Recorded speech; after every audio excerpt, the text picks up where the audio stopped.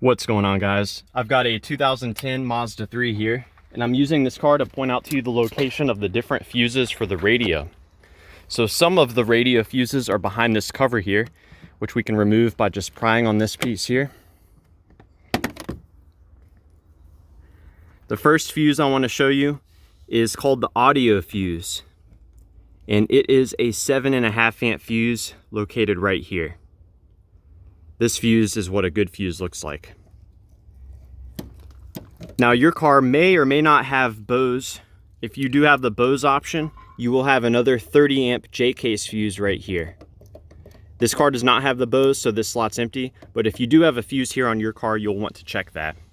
Now, a note about the audio fuse here, it receives its power from the ignition switch whenever the car is turned on.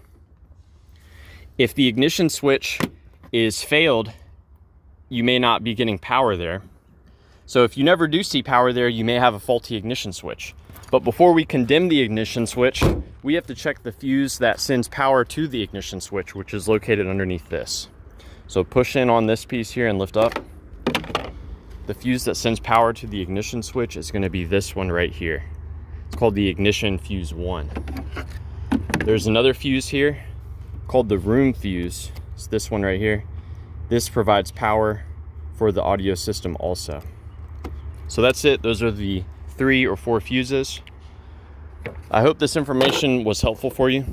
Please do let me know if you have any questions, or more importantly, any advice about troubleshooting the audio on your Mazda 3.